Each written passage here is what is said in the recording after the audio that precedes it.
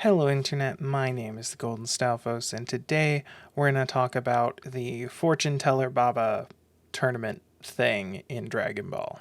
Now this is technically part of the Red Ribbon Army arc, which I covered last time, but it's different enough that I felt like it should be given its own topic, because it's worth talking about on its own, even if this video will be a little shorter than average. So this tournament does a couple of really cool things. First of all, this is the first time we see a tournament that isn't a straight up bracket system, which is cool because different kinds of tournaments lend themselves to slightly different writing, which can lead to some more interesting matchups and things, which is nice. And this more King of the Hill, I guess, style format is adopted in a few other tournaments throughout the series. So it's nice to see it start out here in an arc where there's actual humor and quality put into the writing. Secondly, we finally get to see a bunch of characters who have been completely absent from this arc, and they get to do stuff, which is neat. Krillin, Yamcha, Puar, Master Roshi, Bulma, and Upa all make appearances in this little tournament, and they all contribute somehow to the victory, which is nice.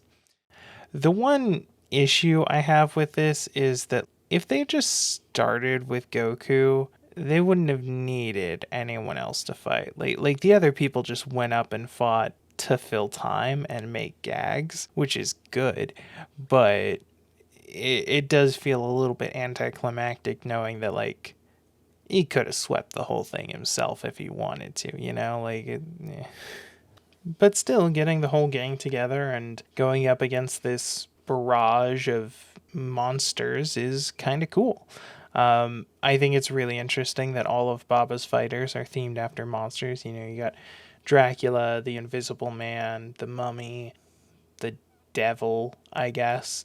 Um, I'm not sure what the deal is with the Devil guy. Like, he has a power that theoretically would be able to defeat any bad guy, but he never shows up again. And it's unclear if he's legitimately supernatural or if he's just like a dude in a costume.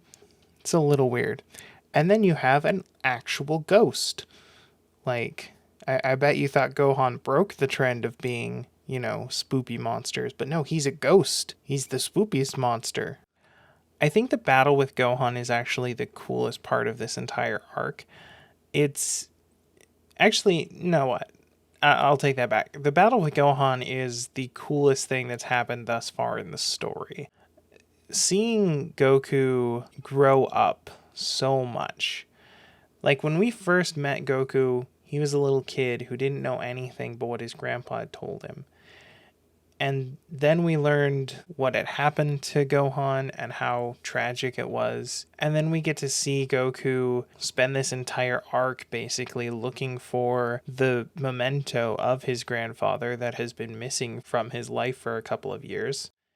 Or I think it's actually only 1 year. And then he resolved to give up that memento in order to help someone else reunite with their father because he understood that meant more. And as he's on his quest to do this, he meets his grandpa. And he has to fight and prove to his grandpa that he's grown and learned enough to be okay in the world without him. Even though just previously in this arc, we saw that the only reason Goku survived this long was because he kept Gohan's memento on hand. Like, the Dodon Ray would have killed him if it didn't hit the Dragon Ball instead of his heart. So not only do we get to see Goku grow up so much and basically come into his own and become the person his grandpa always wanted him to be, but we also get to see Goku have a moment of reconnection with the first person in his life that he cared about. For a long time, the only person in his life that he cared about, the only person he knew. And Gohan doesn't mention what happened to him. Gohan isn't upset. He doesn't hold it against Goku. even though Goku killed him, he still sees himself as needing to be there for Goku, as needing to be the father figure and providing comfort and joy. He had one day to come back to life for just one special occasion, and he chose to give his son a little test and just reconnect with him and show him that it's all okay. And that's beautiful. And as we find out later, Goku isn't even really connected to Gohan by blood or anything. This is a connection formed entirely because that's the kind of person Gohan is, who will form a lasting connection with someone, who will take care of someone he doesn't have to take care of because he wants to and because he feels like it's the right thing to do. And even in death, he takes the time to take care of Goku instead of doing whatever else he might want to do. I think it's a really powerful message about family, about what it means to be a part of a family, to take care of your family. And it's something a lot of us don't get quite right. So I'm really glad that there's this moment here in this arc where we get to see such a positive example of what a parental figure should be. And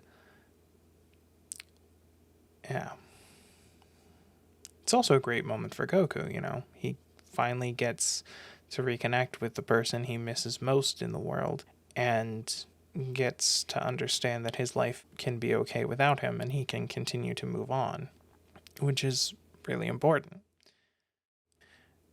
I think it's also worth noting that at the end of this arc, when Goku uses the Dragon Balls to wish Oppa back to life, he catches the 4-star ball. He doesn't let it go.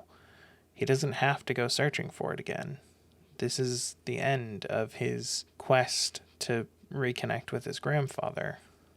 He's gotten closure. And that's really, really important. It also sets up the tragedy of the next arc, so really, really good world building and attention to detail and like foreshadowing and shit, which is like crazy rare in Dragon Ball because Toriyama doesn't do that. He mostly just writes whatever is most interesting this week, which is fine, but it means that the broader, like overarching stuff kind of doesn't exist most of the time. But this is an example where you can see a clear line between this arc and the Piccolo arc, you know, which is cool. So yeah, thank you all for watching. Hug your grandparents, you fucking losers. I'll see you in the next life. Laters. Also, I apologize to anyone who doesn't have grandparents to hug. You're not a loser. I'm sorry. Alright, thank you guys for watching that video. Be sure to like, comment, subscribe, all that dumb YouTube stuff. Follow me on all my other social media stuff. I got Twitter, Facebook, Twitch, and I have a Patreon if and only if you have money to burn. And if you do have money to burn, maybe consider donating to an actual charity instead. There are always a few linked in my description, just in case. I mean, I do appreciate it, but there's probably people who can use it more than me. Me and my girlfriend play video games she's never played before on twitch.tv/thegolden every Saturday, sometime after 6 p.m. US Mountain Time. And also I sometimes use that channel to do challenge runs and game creation tutorials. So if you're into any of that, please check that out. Also, if you check out our streams and you like the performance that my girlfriend puts on, she streams by herself on her own channel called Awesome Possum Pie. And be sure to leave positive comments down below for my girlfriend who volunteered to edit my videos for free because she's awesome. And yeah, thanks so much for all of your support. And thanks again for watching.